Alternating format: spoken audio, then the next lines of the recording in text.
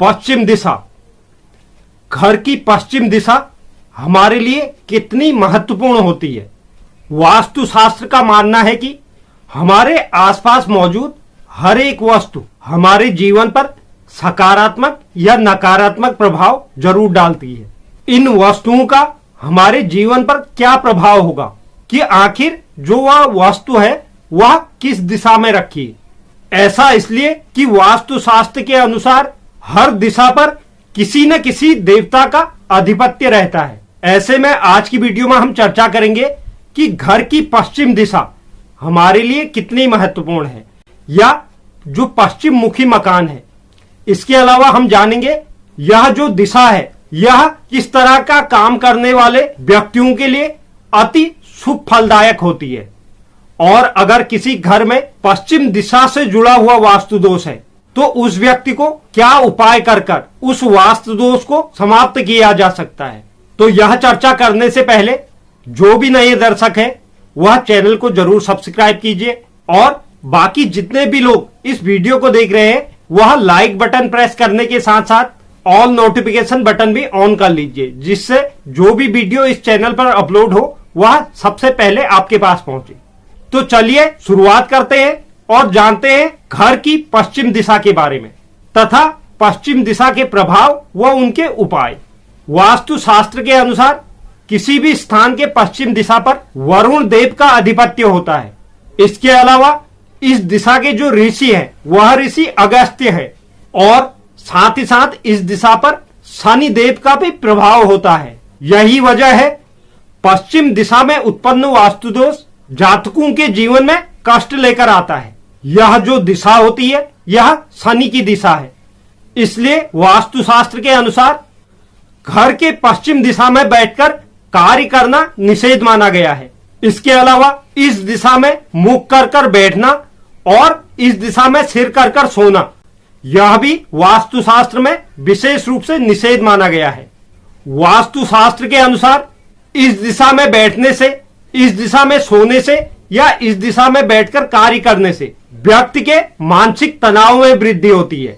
वास्तुशास्त्र का जो दूसरा नियम है, वास्तुशास्त्र के अनुसार घर के पश्चिम दिशा की ऊंचाई कभी भी घर के अन्य हिस्सों से कम नहीं होनी चाहिए।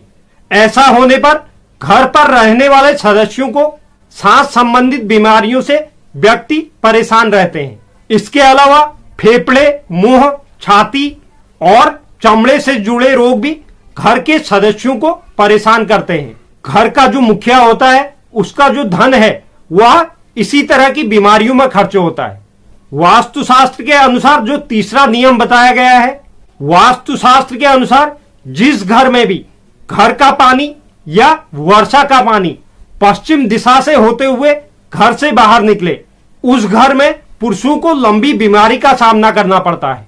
चौथा जो प्रभाव बताया गया है, घर के पश्चिम दिशा में वास्तु दोष उत्पन्न होने की वजह से घर के सदस्यों में निर्धनता और बेरोजगारी बढ़ती है। इसके साथ साथ कैंसर, चेचक, नपुंसकता जैसे भयंकर रोग उस व्यक्ति के जीवन का हिस्सा बन जाते हैं।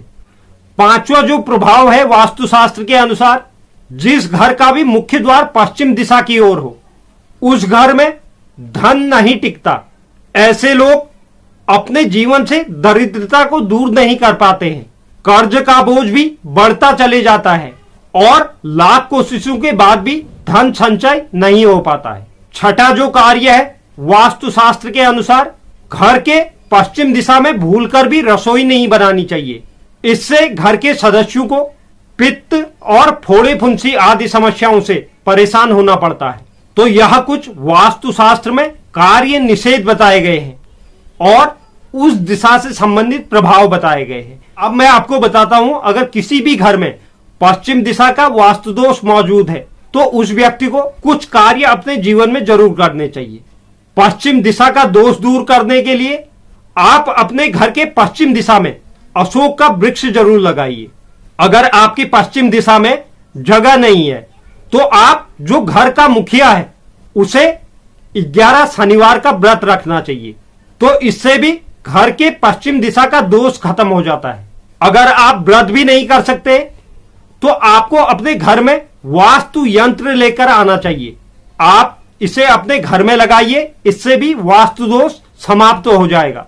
इसके अलावा आप वरुण यंत्र भी लगा सकते हैं।